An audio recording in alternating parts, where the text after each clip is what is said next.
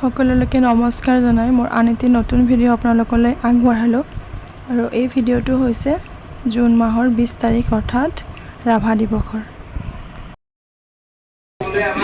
তাৰ যিটো আমাৰ আন্দোলন এই যিটো কম্পন এই কম্পনটো নাভি মণ্ডলত পৰা বায়ুৰ দ্বাৰা উৎপত্তি হয় আৰু এই পৰা বায়ুটো অলপমান ওপৰলৈ উঠি আহি পেলাই ইয়ালৈকে যেতিয়া উঠি আহে এইটো মধ্যমা পঞ্চন্তি বুলি কয় পৰা পঞ্চন্তি মধ্যমা আৰু বৈখৰী এই বৈখৰী যিটো এই যে বায়ু এই বায়ুটো তেতিয়া আহত অৱস্থাত বাহিৰলৈ ওলাই আহে আৰু এই সমস্ত বৰ্ণবিলাক আমি তেতিয়া প্ৰকাশ কৰিব পাৰোঁ অৰ্থাৎ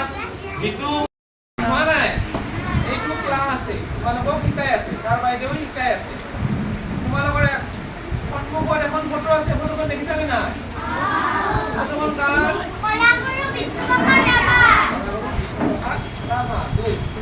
এতিয়া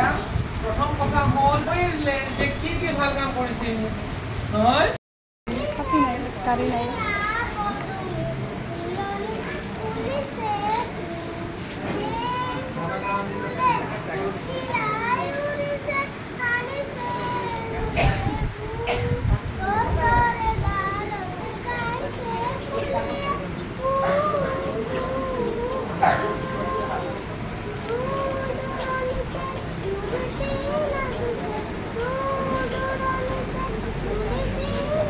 আৰু উক্ত সভাখনতে মোক কিছু কথা ক'বলৈ দিয়া হৈছিল ৰাভাদেৱৰ বিষয়ে আৰু তাকে মই ক'বলৈ ওলাইছোঁ আজি আমাৰ শ্ৰদ্ধাৰ বিষ্ণুপ্ৰসাদ ৰাভাৰ মৃত্যু দিৱস আৰু আজি এই পবিত্ৰ দিনটোত আমি কলাগুৰু কৰি এটি সুন্দৰ অনুষ্ঠান বিদ্যালয়ত অনুষ্ঠিত কৰিছোঁ আৰু এই সুযোগতে আমাৰ বিদ্যালয়ত আজি উপস্থিত হৈছে আমাৰ সৃজনকাৰ শিক্ষা খণ্ডৰ মাননীয় শিক্ষা বিষয়া আমাৰ নৱদীপ ছাৰ আৰু লগতে আমাৰ বিদ্যালয়ৰ মোৰ সহকৰ্মী শ্ৰদ্ধাৰ প্ৰধান শিক্ষক মহোদয় অন্যান্য বাইদেউসকল আৰু লগতে মৰমৰ ছাত্ৰ ছাত্ৰীসকল আৰু লগতে অভিভাৱকসকল সকলোলৈকে মোৰ ফালৰ পৰা আন্তৰিক ধন্যবাদ আৰু আপোনালোকে সকলোৱে ইতিমধ্যে জানেই যে আজি মই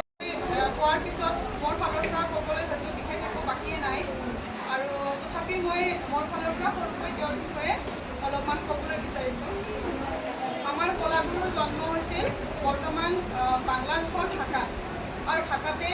পিতৃৰ নাম আছিল কিয় আমি ৰাভা বুলি জানো কিন্তু পোনপ্ৰথমে তেওঁলোকে আছিল বড়ো সম্প্ৰদায়ৰ লোক কিন্তু সৰুৰে পৰাই যিহেতু কলাগুৰুৰ পিতৃ অৰ্থাৎ গোপাল চন্দ্ৰ ৰাভাই এটা ৰাভা পৰিয়ালত ডাঙৰ দীঘল হৈছিল সেয়েহে ভাল পাইছিল আৰু গতিকে নিজৰ নামৰ উপাধিত্ব বড়োৰ সলনি তেওঁ ৰাভা কৰি ল'লে আৰু সেই সূত্ৰেই আমাৰ কলাগুৰুৰ নাম বিষ্ণুপ্ৰসাদ ৰাভা হ'ল আৰু একেবাৰে কম বয়সতে অৰ্থাৎ 7 বছৰ বয়সতে আমাৰ বিষ্ণুপ্ৰসাদ ৰাভাৰ দেউতাক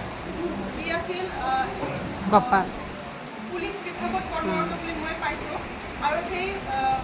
দেউতাকজন যেতিয়া ঢুকাল তেতিয়া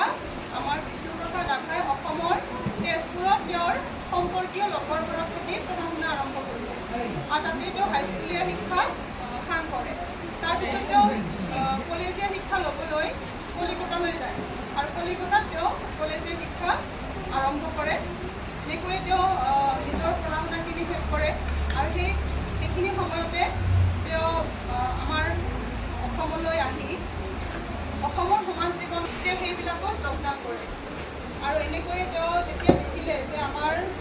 স্বাধীনতাটো কেৱল মাত্ৰ পুঁজিপতিসকলৰহে স্বাধীনতাত আমাৰ যিখিনি খাটি খোৱা মানুহ সেই খাটি খোৱা মানুহখিনিৰ কোনো এটা বিষয় নাই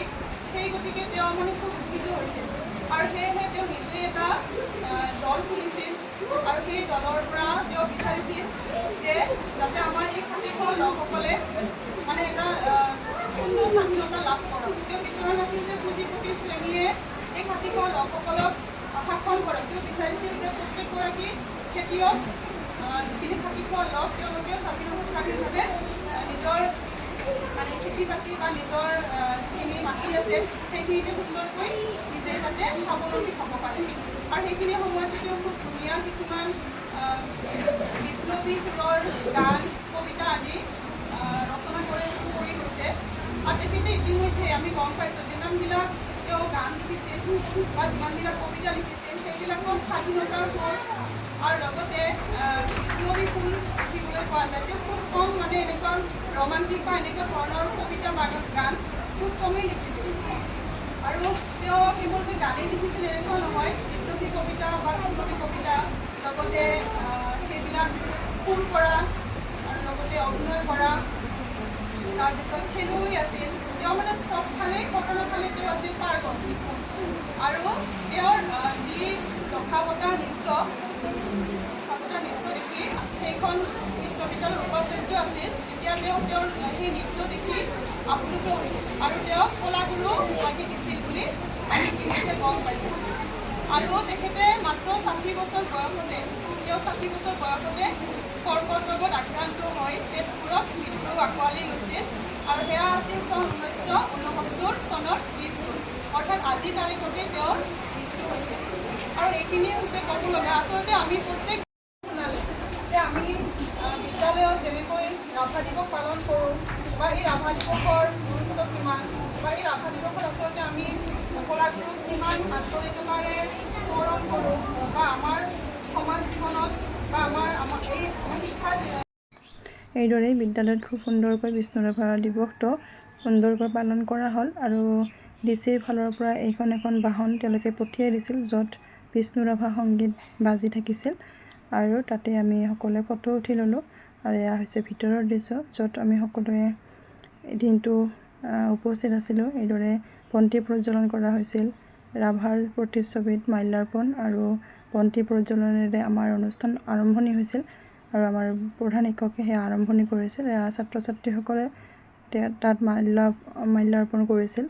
পুষ্পাঞ্জলি প্ৰদান কৰিছিল, অভিভাৱকসকল। আৰু এইখিনি আজিলৈ বিদায়।